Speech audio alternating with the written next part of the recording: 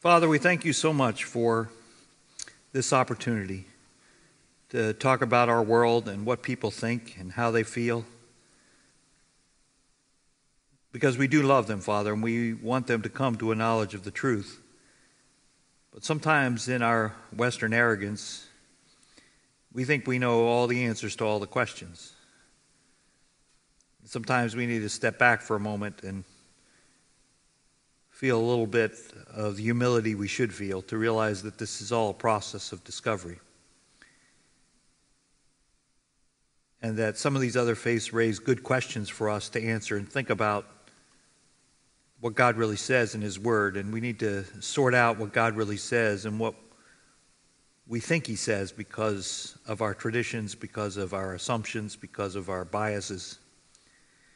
And these questions, they help us think through that and make sure that we're speaking from the authority of the Word and not from some imagined authority that we've created in our own head. And so, Father, we just ask for clarity as we look through these other truth claims and help us to see where the gospel enters into these discussions and these deep discussions of life and death and meaning and purpose, that you would just renew our confidence in who you are and what your Son has done for us, what your Spirit continues to do through us. And so, Father, we just commit this process of discovery and reflection to you tonight, and we ask this in Christ's name. Amen. Okay, so we're in our second session on Buddhism.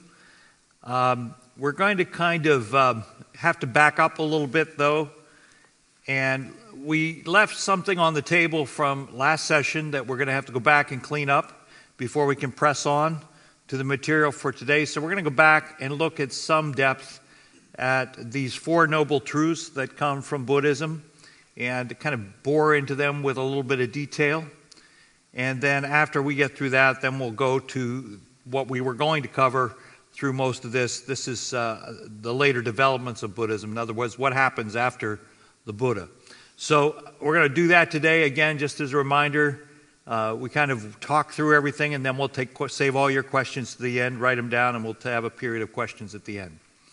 Okay, so let's go back and let's remember these Four Noble Truths. We said that this was the substance of Buddha's revelation, that when he was sitting under the Bodhi tree for that long period of time, dealing with the problem of suffering and how to be released, he distills this experience down to these Four Noble Truths that get recorded in the Buddhist scriptures and get passed down. And while there are many different forms of Buddhism that teach many different things, there's a consensus among most Buddhist traditions that these are the core truths that you have to start with to proceed down the path of salvation in the Buddhist interpretation.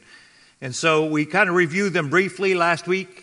And now today I want to get into a little bit more detail on each one of them so that we can kind of get a feel for what Buddha is really saying. And so the first truth was life is suffering. What does that mean? Why is that important? Why is that rather obvious fact that we dwell in a pain-filled world? Why is that so important in Buddhism? The diagnosis of this, to be the craving, the tanha, the craving, the passionate evil desires that we have inside of us, that's what's causing the suffering in the world. And this good news in the Buddhist tradition that can stop, you can fix this. And then the way forward to do that is through this Eightfold Path. So we're going to walk through each of these truths and bore in a little bit. And again, Eastern mindsets, different than our Western traditional mindsets, so we may have to stretch ourselves a little bit to understand what exactly is being said here, but we're going to make a stab at it. So the first truth is called dukkha. And it's a simple statement. It's basically life is suffering. Remember, that was Buddha's great discovery as he had these four passing sights, and he went out and he found the person that was aging, and then the person that was sick, and then the dead person. And he realized for the first point in his life that life is filled with suffering. And so this is a huge discovery for the Buddha to come to this place in the Hindu tradition. Because what he's really saying here is this problem of suffering, this problem of pain, this is the problem.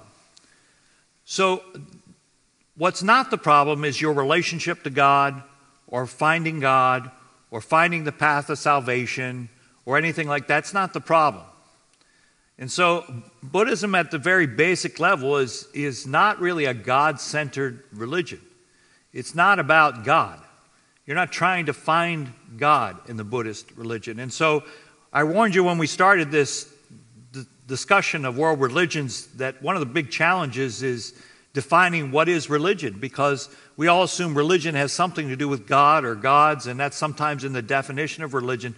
But Buddhism is a very big example where the primary concern is not God or gods. In fact, there are gods in Buddhism, and we'll talk about that as we go, but in large measure, those gods are irrelevant, except for a certain kind of being, and we'll talk about those when it comes to a certain kind of Buddhism. But for the most part, and for most of Buddhist tradition, the issue is not gods. Gods exist. They live in another plane of existence, but they don't really deal with us. And so in the Buddhist tradition, it's not about discovering God. It's about how to deal with this problem of suffering. And suffering, on one level, is a pretty straightforward concept, but in Buddhism, it's a very deep concept. And there's multiple levels of suffering that we have to be aware of.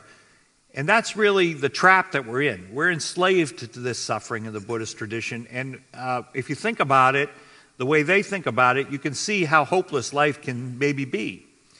There's three levels of this change, this pain, and one is a physical or a mental pain. And sometimes the two are linked together. That's kind of the most obvious pain. And I'm going to kind of use an image here to illustrate kind of how these truths work together. Imagine you go into a doctor's office and what your complaint is that I have a pain in my arm. There's something in my arm I'm feeling this pain. Well, on one level, it's a physical pain. Your body is reacting to something going on in your body that is causing this pain in your arm. So the physical pain is obvious. I mean, you feel it.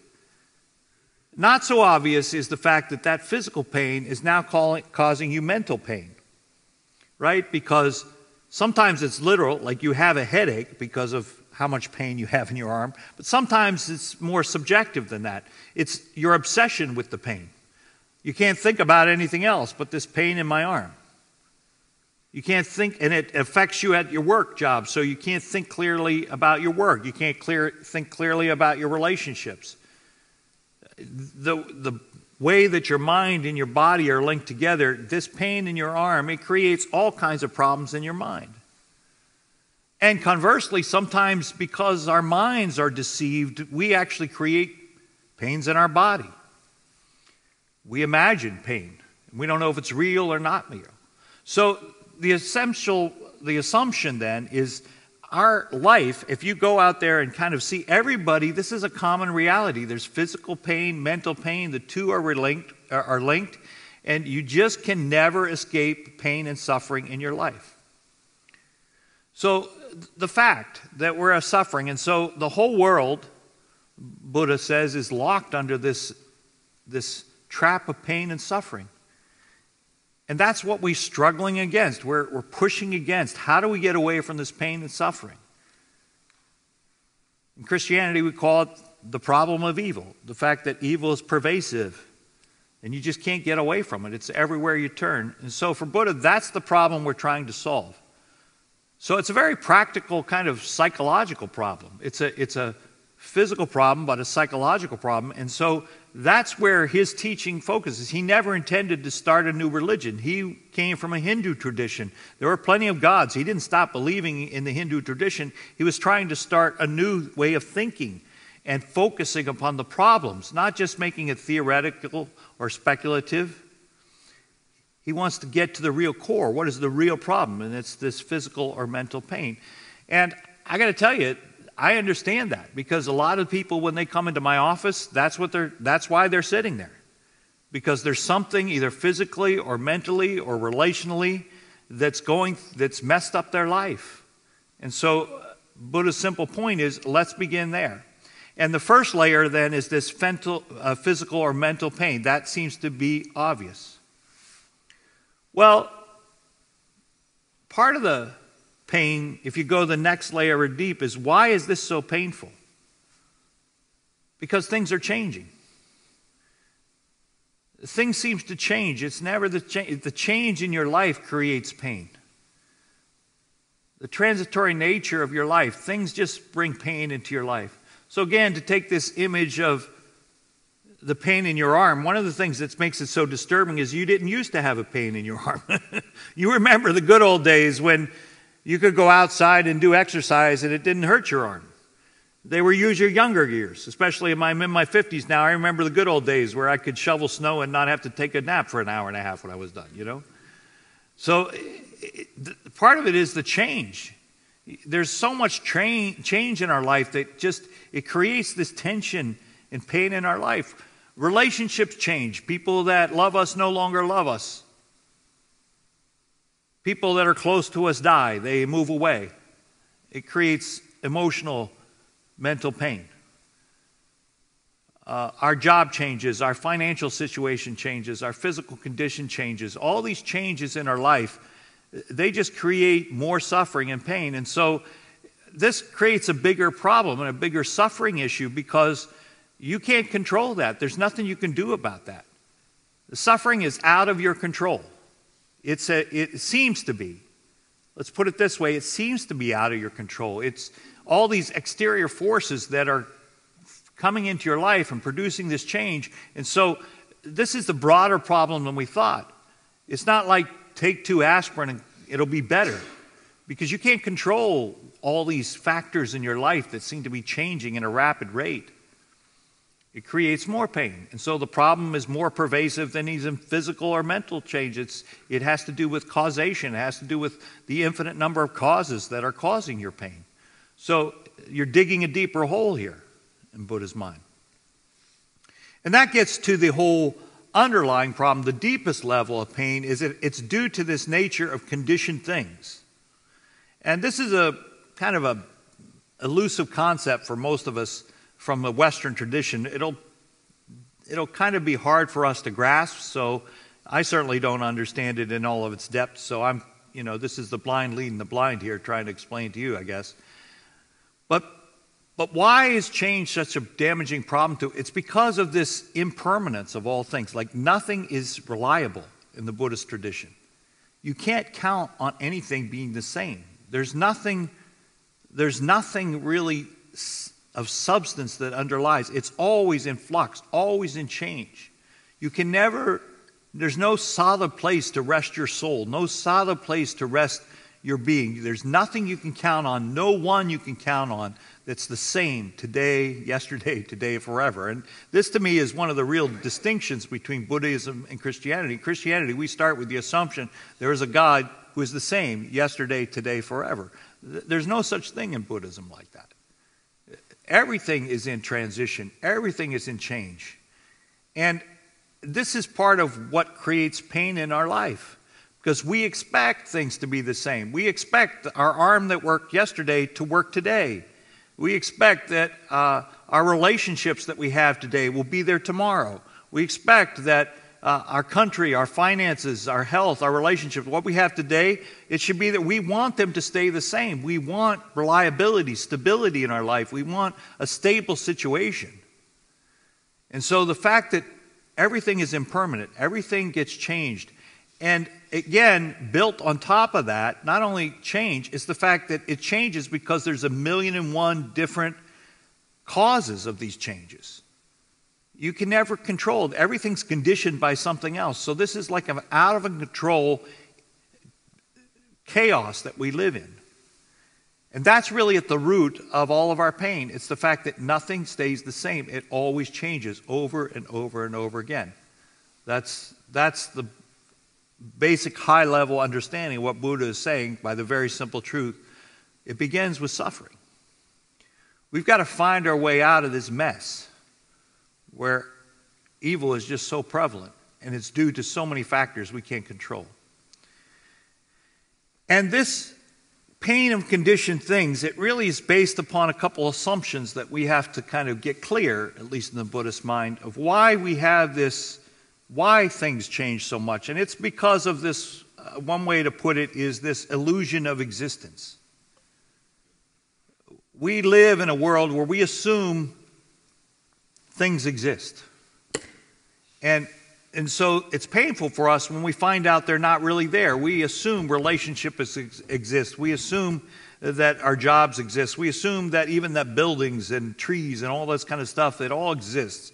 And if it keeps changing, this is our problem. We get upset when things change like this. And so the first basic truth is you have to understand as a Buddhist, if you're going to try to get out of this mess, is you got to accept the fact that nothing's permanent. Nothing stays the same. It's always changed. Now, that includes us, which is the next assumption. There's no permanent self. There's no soul that goes on from generation to generation. There's no soul that's eternal in the Buddhist tradition. Which, you remember, this is a direct departure from Hinduism. Remember when we're going through Hinduism where Buddha started, we had this basic assumption in Hinduism that Atman is Brahman. It's this idea that my soul, myself, and this divine God that's above all the other gods, this divine principle, the God without attributes, my soul, my Atman, my being, and that divine being are one. And the goal is to have your being kind of be released so it recognizes its identity as God. And so that's your process. Well, Buddha denies that very truth. There is no Atman, there is no soul. You don't exist as an entity. And that's that principle of an Atman. So the idea in Buddhism is part of the pain and part of the suffering that's caused in our world is because we think we're somebody. And that's the disappointment. See that word dukkha, it starts off meaning pain, but it really has a broader notion of that, and that's called dissatisfaction. See, pain now gets to that level of dissatisfaction and unhappiness. And it's why? Because in our heart of hearts, we think we're somebody and we deserve more than this. It should be better. We shouldn't have to deal with this. There's something in us that thinks we're somebody. And so when bad things happen to us, we're like, this is wrong. This should not happen to me. I'm somebody. I should be healthy. I should be wealthy. I should be wise. I deserve to be happy. And so we have this self kind of obsession that all of us have. And we all assume that we're somebody, that we have something, that we have this being. But in the Buddhist idea, part of the reason why you suffer so much is because you have too many expectations about yourself. You think you're somebody. But the truth is, there is no you. Not really. There's no eternal you that goes on forever and ever and ever. There's no substance to you. And so you live in this deluded world where you think you're somebody. And so this idea then that we think we're somebody, this creates all the problem. So in the Buddha's world then, permanence is an illusion. This idea of Maya, everything's an illusion. It only appears to be constant. Everything's always in flux. There's nothing that really stays in one place all the time. It's an illusion that you think we're together, we exist. It's kind of like a river, right? We all know what a river is. This is an example that's used all the time in the Buddhist literature. You know what a river is. You go to the river and that's a river. Except for, what's in that river? Water. But is it the water that's in that river today the same water that was in there yesterday? No, not if it's flowing. So every day there's new water flowing to that river, but in our mind it's still a river. But is it really? Because nothing there that was there today that was there yesterday. The water all changes. Or you have a light that you swing around your head. And you swing it around fast enough and you see this circle of light around you. You think there's a circle of light around you. Well, it's not a circle of light around you. It's an illusion that the circle of light, because one light was going around faster than the others. The Buddhist perspective is all of life is that way. We don't really know anything in and of itself. Which I always find fascinating because if you go back, those of you that are philosophy people, you go back to the philosophy of Immanuel Kant in the Western tradition, he said the same thing. He said, you can't know anything for real. We don't know definite things exist. So in Buddhism, this is all kind of an illusion. Now, if that's the case then, why do we think about we all exist? Why do we think that we all are, why do we have this conception that we exist, that the world exists? Why do we have this attachment? He says, well, there are these 5 aggregates, what he calls skandhas. They're aspects of our existence, and somehow these appearances, these superficial realities, they all kind of cohere somehow and give us the illusion that we're real, that we're substance. So our bodily sensations, we see, we touch, we hear. Our bodies, they interact, and we have these sensations that come in through our bodies, and because of that, we make certain assumptions that this exists or that exists or that we exist. But it's all based upon our body's perceptions. It's not, we don't have any direct knowledge or apprehension of things beyond us in themselves. We just get all these perceptions and feelings or these impulses through our body, and based on those we assume that things exist. And our feelings, we feel certain ways about this person or that person. They kind of lead us to believe that person exists, or this job exists, or this money is bringing desire to us. So our feelings kind of suggest to us that these things are permanent and real. The physical perceptions, we talked about that. Our memory. We kind of assume that the person we remember yesterday is the same person we were today. Our memory teaches us this. We have some facility that our memories kind of string together. But are those memories real? The older that I get, I wonder sometimes, the memories in my head, did that really happen, or is that just the way I would like them to happen? And I learn that sometimes in my conversation with my wife when she has to explain to me what really happened. Because if we find out what really happened and what I remember happened, it's not the same story. And we have discussions, did it happen that way or this way? So our memories but we have these memories, and they teach us that these things exist. And our consciousness itself, like the fact that we think about these things, that we think about, we kind of assume that we're aware of what's happening around us. I watch my 2 little dogs run around, and they're aware of this, that, and the other, but it never occurs to them, I suspect, that they're a thinking being. They don't sit there and think about their destiny. I don't think. They think about food and bathroom and hold me, hold me, hold me. That's what they think about. But do they think about my life, that I'm conscious, that self-consciousness, awareness, that we're aware of who we are? And so, according to Buddha, that's really the problem. All these things we imagine, and we concoct all these things, and we imagine we have this soul, this being. And so these things, they all change. Our body changes, our feelings change, our perceptions change, our memory changes, and all this change and all this emptiness in our life that we kind of count on being there, it's not there. And when that thing shifts, now we're in this suffering place. So what starts off what you think is a very simple truth, life is suffering, when you really think about it, is not a simple truth at all. It really paints a really dark picture of this life with no escape. It's just you're stuck with all this reason and assumption and delusion. That's your life. And so Buddha says you got to start there. You got to start with the problem. You got to own the problem. You can't get better until you admit you have a problem. Your problem is that you're in a mess. Start there. So what do you do next? Well, the second truth is, why do we suffer?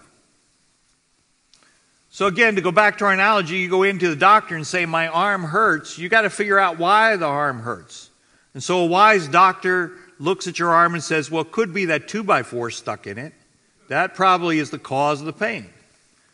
So in the same way, Buddha says, well, let's figure out why Why do we have all this suffering in our lives? What it is about us that creates all this mental and physical anguish inside of us? Well, he says, in the end, it's because of this passion, this evil passion, this desire of things that are bad for us. It's this craving for permanence, this craving to have, this craving to legitimize ourselves, this craving to be somebody. That's what causes all the pain. You have high expectations of health and wealth and fame and fortune. You have all these expectations, and your disappointment in getting them, that's what's creating the pain in your life. And all this bad desires, in Buddha's mind, they all kind of boil down to what he calls the three poisons, or Buddhist teaching does. They all boil down to this three poisons that are in all of us. And those poisons kind of poison all of our memories, all of our thoughts, all our perceptions, all of them. They're kind of this cycle. They're a wheel that just keep feeding on each other and dragging us deeper and deeper into suffering. And they're listed here on your slide. It's hatred, greed, and ignorance, and they each kind of have their symbols. And you see this around in a lot of the temples and a lot of the Buddhist art. It's to remind us that we've got to escape these poisons in our life that are creating us to dig deeper and deeper holes. And the first has to do with our relationship with others. It's hatred.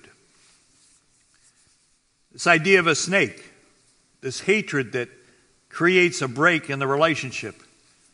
It's interesting that it would be a serpent that's at the root of this, right? If you remember the Genesis 3 story. It's this break of relationship between one another. And hatred is not just a passion and emotion. It's how you feel about another person. It's when you begin to wish ill on another person, where you're seeing yourself in competition and definition by the other person. That when all of a sudden what's important is your victory over the other person. That hatred, that creates a real pain inside of us. When we're in this place where we have to dominate other people, where we're not thinking of the other person, where their good is not the ultimate good, that is the beginning of the end. Because, see, hatred assumes that I'm important here.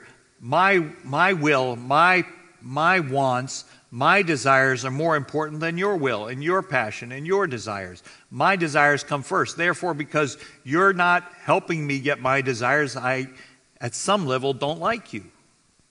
So you see how hatred now creates this delusion that I'm important. Which is why in most Buddhist circles, compassion is such an important virtue. It's the exact opposite. And so you work really hard at showing compassion to show that you don't hate the other person, because on the other side of compassion is hatred, and that's part of your destruction. And so you have to learn not how to hate. Now that sounds easy in some cases, but what happens if the person who did something against you was really, really wrong? Like you have a legitimate reason to hate them because they did an evil thing to you. Well, the Buddhist perspective is, do you see how that hate is now consuming you? That's defining you? How's that helping you? Now your hatred is owning you because you can't let go of it. So one has to do with this breaking of our relationships and the self-centeredness of our relationships. The next has to do with the wanting to fulfill and satiate our emptiness. And it takes the form of greed.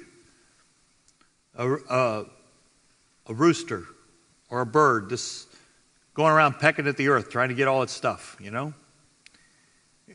To the Buddha, at the bottom of this delusion of self is that I need to fill myself with stuff. I need more fulfillment. I need to fill my life with pleasure as much as I can. That sounds surprisingly modern, doesn't it? It sounds surprisingly modern. I mean, I would say it's the religion of 90% of America is maximize my pleasure and minimize my pain. That's the American religion. Do whatever I can, spend whatever money I can to get as much pleasure as I can and minimize my pain. That's my religion, right? Well, that's a Buddhist thought. It's this desire to just have more and get more pleasure and fill up. And you see, whenever you get to that place, that is a destruction that creates this pain and pleasure, because you're used to you're creating all this pleasure in your life, but what happens when that pleasure stops? What happens when you don't get the 4-bedroom colonial and you don't get the nice car? Then you have what we call first world problems, right? You're in pain, but it's nothing near to the people out there that don't have enough food to eat. But you see how we create a level of displeasure and a level of pain, all because of our greed. And for Buddhism, that's part of the problem. So we have this greed thing going on. And at the root of both hatred and greed is the ignorance part. And that underlying all this suffering, all the real problem is you're just ignorant of who you really are, or rather who you are not. You just don't know certain things.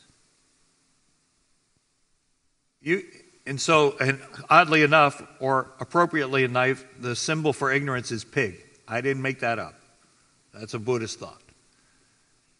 It's this idea that you really don't know the truth. You're living, again, with this delusion about who you are and what life is all about. You're living with that delusion.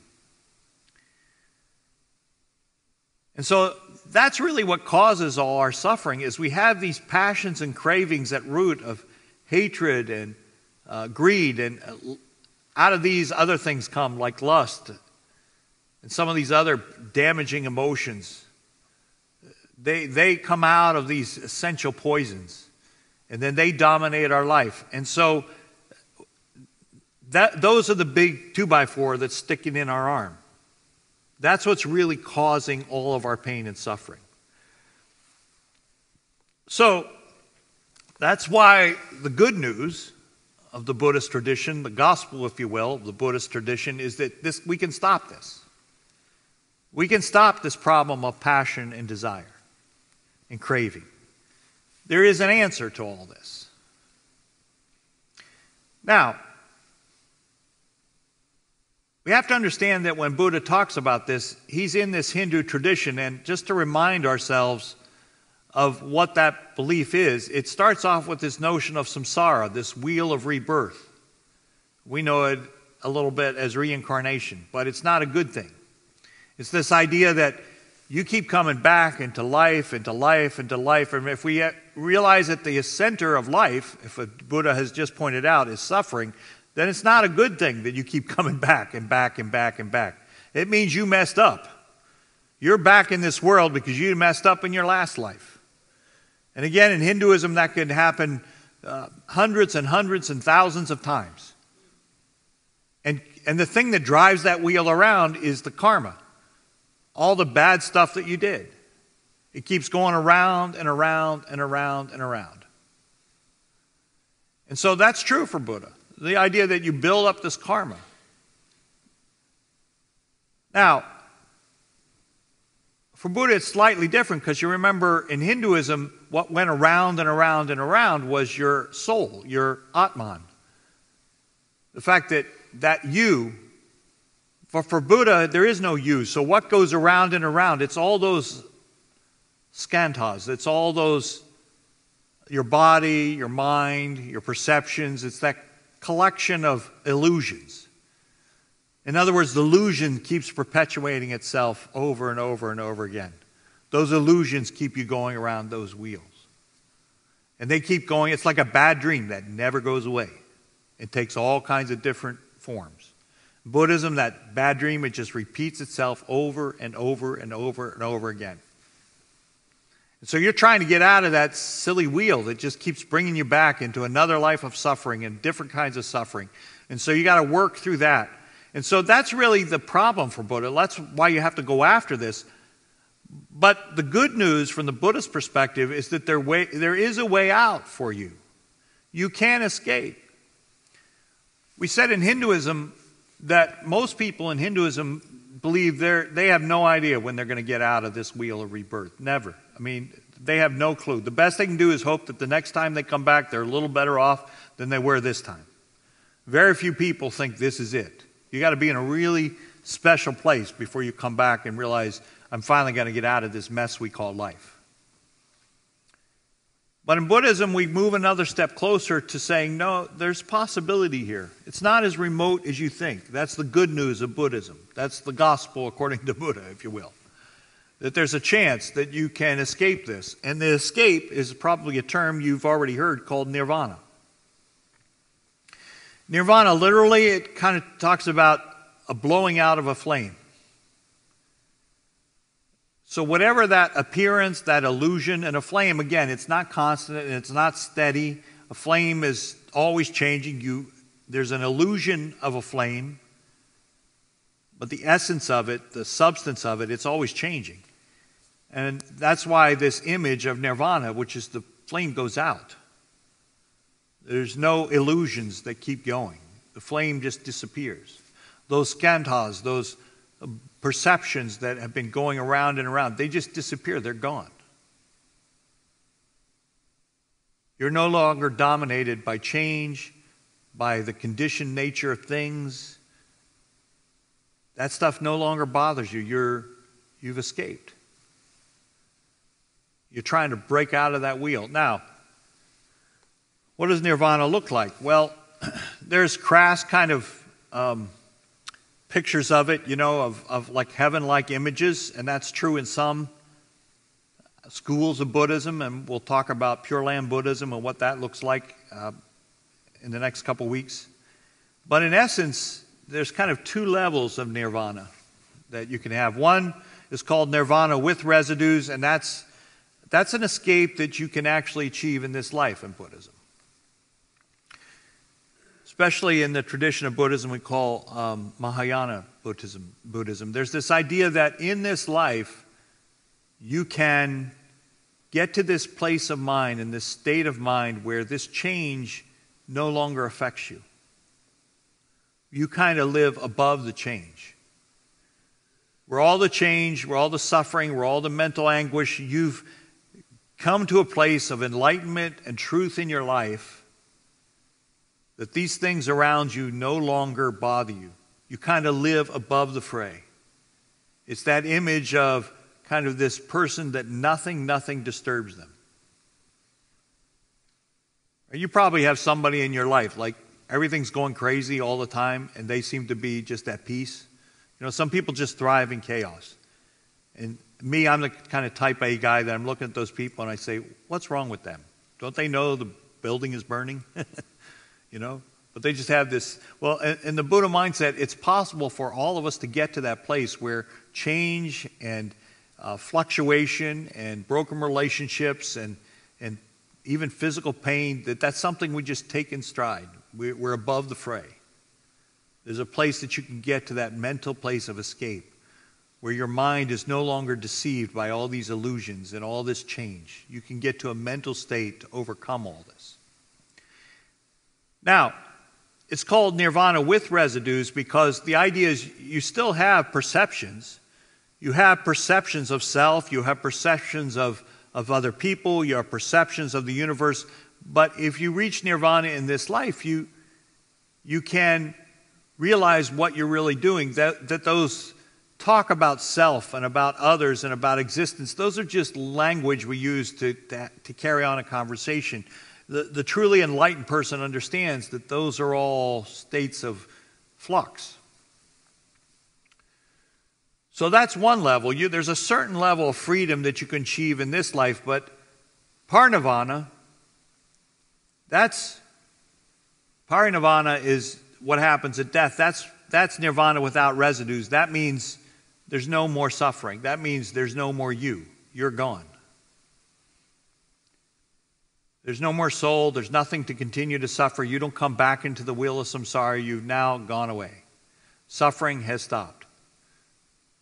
Now, for Christians, that's really hard for us to perceive because we want to stick around. Right? Heaven is our hope, that we're not going to die, that we're not going to go away, that there's going to be us in the future.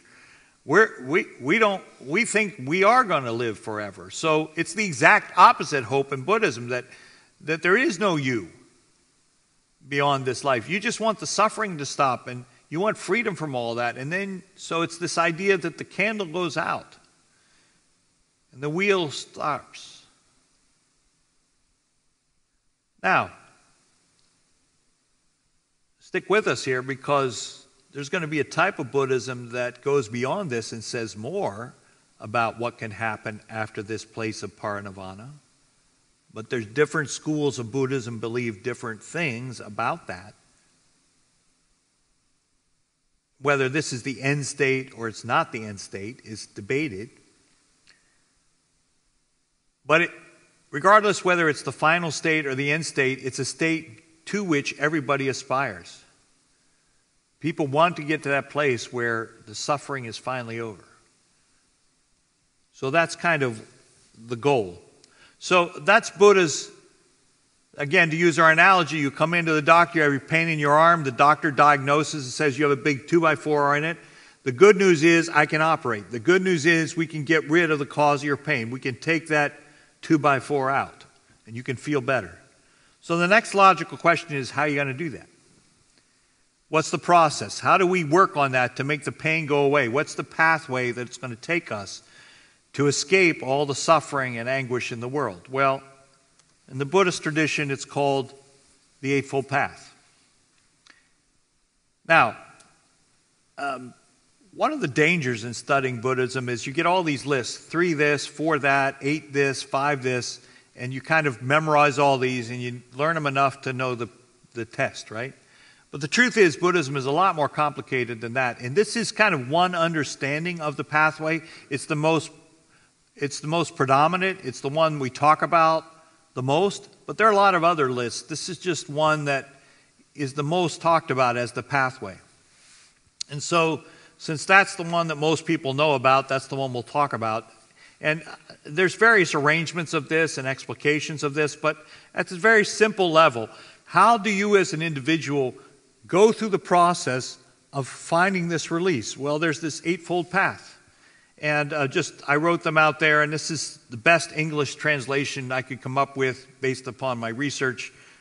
People fight about how to translate these underlying Pali terms or Sanskrit terms, but basically we're going to talk about right understanding, right intention, right speech, right action, right livelihood, right effort, right mindfulness, and right concentration. So the idea is throughout your life you work on these things. And I kind of grouped them for us in one of the most popular groupings. So there's these disciplines you go through in life to release yourself from all this thought or all these illusions. And the first thing is just wisdom. You have to work on having the right understanding and the right intention. So you have to think about who you are. You have to be reminded. You have to know truth, and you have to meditate on truth. And you've got to get to the place in your life that when you're acting out of the right intention. You're not acting out of hatred, and you're not acting out of greed. And you're seeking to solve the problem of your ignorance by learning truth. And so you've got to go after wisdom. With all your getting, get wisdom, right? To borrow from the Proverbs.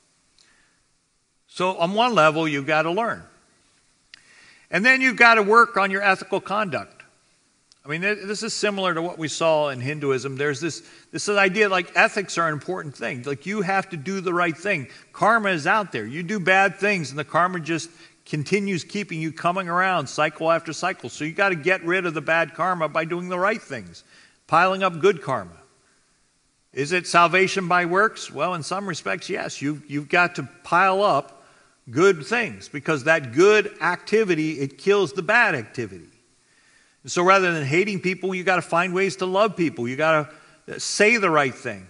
You got to manage your tongue, manage what you say. Stop the hateful words, because you speak hateful words, that increases hatred in your heart, which creates suffering in your life. So you got to learn to say the right words, say the loving thing, say the compassionate thing, say the kind thing.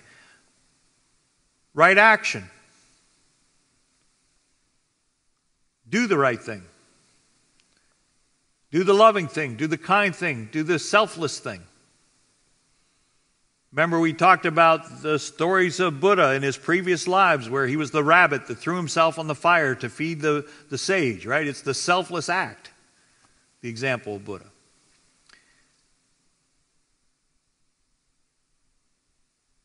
Right livelihood. Pick a job that's not all about greed and selflessness.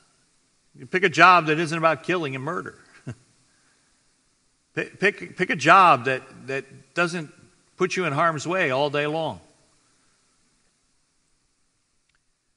And then there is this focus. And this is where Buddhism really takes its form of worship and its form of ritual.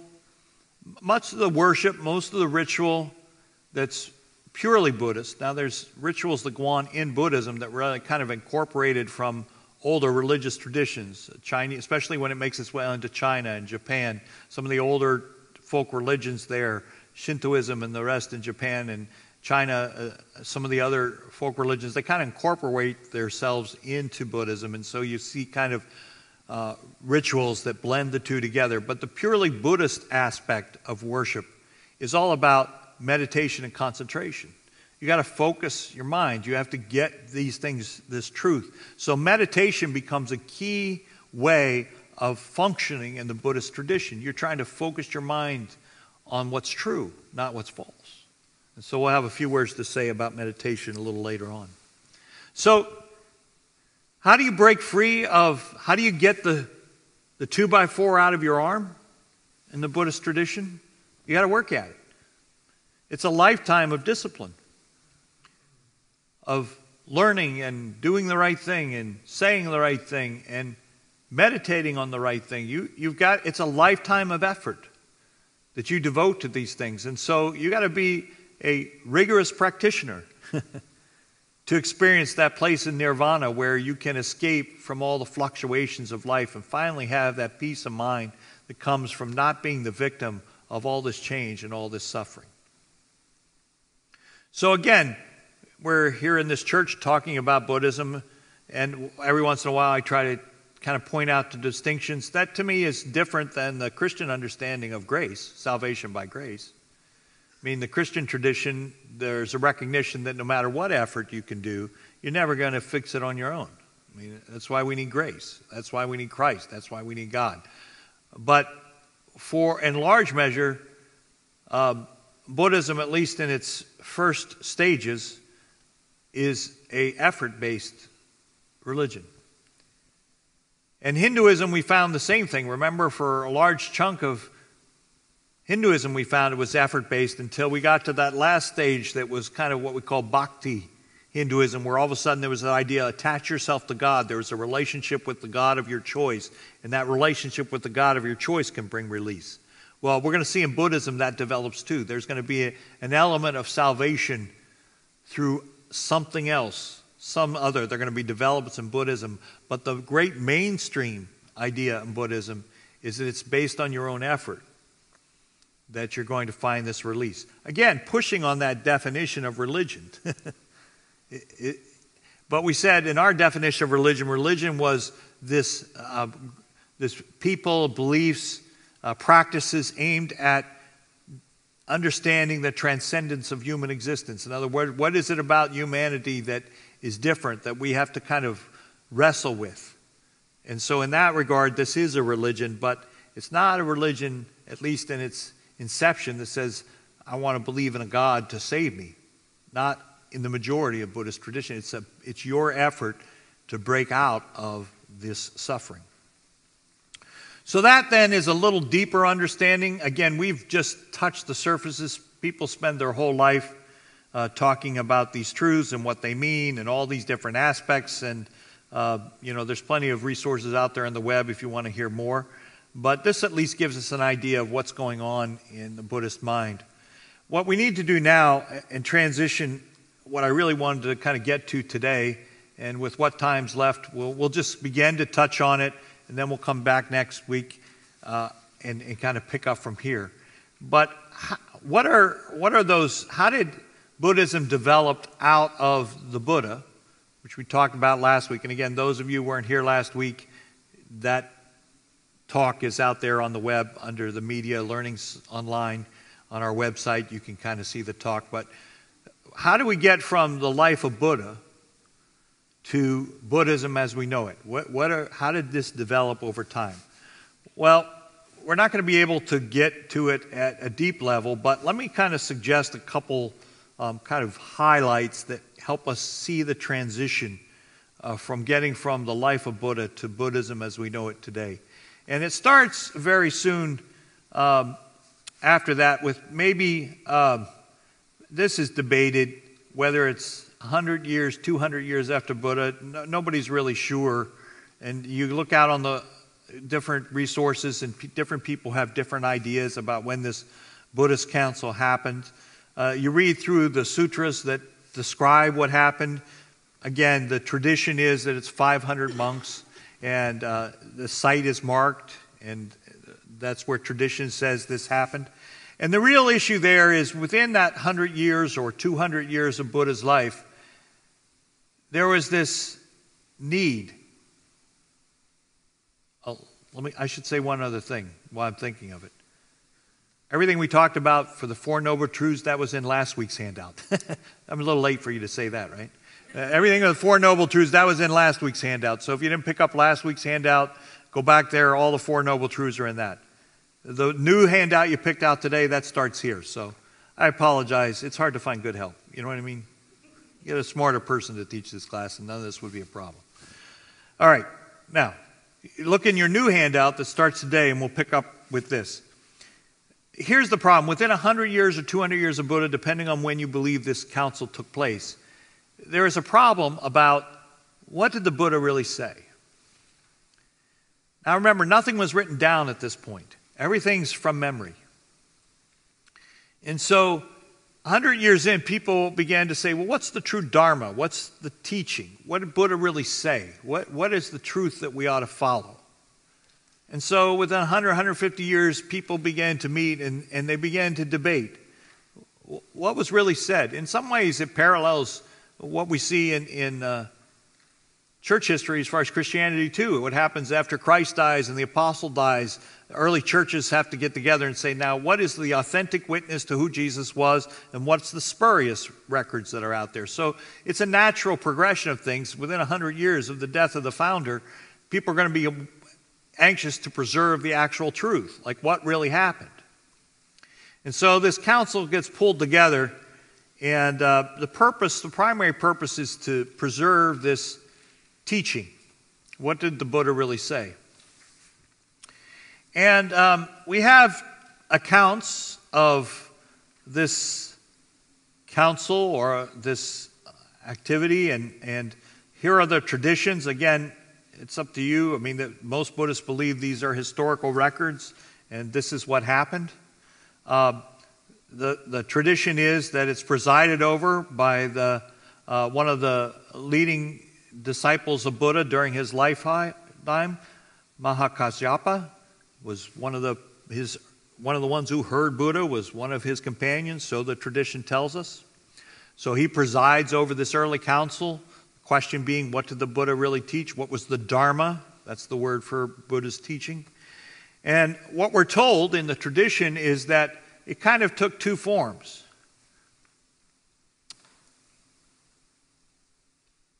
One are the suttas, which is Buddha's actual words. And the tradition is that his cousin and one of his earlier founders, a fellow by the name of Ananda, he recites all of Buddha's teachings. He remembers. He has this great mind. Now again, is this 50, 100, 200 years? People debate. But if it's Ananda and he was alive during Buddhist time, then obviously we're thinking, it's within 100 years because Ananda's still there and he's still talking. Right? So we're talking about, he recited all of them, Buddha's words. They're put together in this work called the suttas. And you remember last week we talked about the scriptures, right? And we said one of the early scriptures of the Buddha was this idea was this group called the Tripitaka, the three baskets. Well, one of those baskets were the suttas, Buddha's words. And this is the origin of where we got Buddha's words. They come traditionally from this first Buddhist council, So we believe Ananda, or the tradition teaches that Ananda recites those. And another early monk by the name of Upala, he recites that second basket in the Tripitaka. And those are the monastic rules. So what the monks have to follow, the Vinaya. So he recites all of those, the rules that Buddha taught about what monks should do. And so one person recites all the suttas, Buddha's teaching, the other one recites all the monastic rules that were laid down. And then there's a third basket called the Abhidhamma, which we won't talk about, but that's another group, another basket of kind of speculative truths that some people think it comes right out of this council too. That's debated. But the two primary things are the suttas and the Vinaya. What did Buddha really teach? And what are the rules that the monks now have to follow? So that's the first council. At least tradition holds that to be true. Then within another 100 or 50 years, again, no one's really sure. There's all kinds of debate about when the second council supposedly took place on the timeline. But again, the place is marked. In fact, a later emperor by the name of Ashoka or Asoka, depending on which pronunciation you accept, built a pillar there and marked it with one of his pillars. This is a picture of one of the pillars that were placed there to commemorate the site of this council. What begins to happen is the monks that are now following the Buddhist tradition began to have different interpretations of the rules. And there was this particular group of monks that began to loosen some of the strictures on some of the requirements about what a monk could do and not do. And a visiting monk came to visit, and when he saw these looser passages, the loosened up rules, he said, "Oh, no, we got to fix this." And so he calls some of the other monks from the more orthodox lands, and they come and they hold this big conference to decide whether we ought to follow the strict interpretation of the rules or whether we can kind of relax some of the rules in time. So you didn't know it, but here's the liberals versus the fundamentalists here. That's what we got. Can you relax the rules, or do you have to stick to the rules? Well, in this second council, the conservatives win. And they kind of break themselves down into these two camps. And so tradition holds that's probably kind of the origin of the separation that we now see in Buddhism between the two great camps of Buddhism. One's called Theravadan. That's the conservative way of the elders. That's the traditional way of practicing Buddhism. And the larger vehicle, the larger tradition called Mahayana. So it's this first council, or the second council, that we began to see this split into the two great traditions of Buddhism. The third council, and this will stop here with councils, they go on, but these are the three most formative ones. This happens in the 3rd century BC. We're a little more certain of the date here because it's tied to a historical figure by the name of King Asoka, and we're going to talk about him in a moment. Either Asoka or Ashoka, both spellings are found. And this is just a further tightening of the rules. Let's get all the Buddhists on the same. What did Buddha really say? And so all that I'll say about this conference, and there are many things said about it, is that break between the conservative Theravadins and the more loosely interpreted Mahayana, that group begins to break out. And now, as I look at the clock, I realize we're not going to get into the difference between Theravada and Mahayana till next week. So we'll pick that up. But we'll see how those traditions begin to kind of go in two different ways out of that common base. Let me just reference this last person, Ashoka. We'll kind of do this and then we'll take questions. But Ashoka is very important for the development of Hinduism on a lot of levels. He was one of the early emperors that were actually able to kind of expand and assert this empire in India. I kind of have a map there to show how wide his influence came through this his empire. And after kind of his wars where he did all this damage, the tradition says that he has this conversion experience to Buddhism. He's like, what do I do with all this suffering that I've caused? You know, and so he has this conversion experience. Here's a little image here that maybe is from the 1st century BC, like again, within 100 years of his death. Maybe it's of Ashoka. But it's this idea that he has this dramatic conversion, and now all of a sudden, Buddhism is now a king who's a Buddhist in a Hindu nation.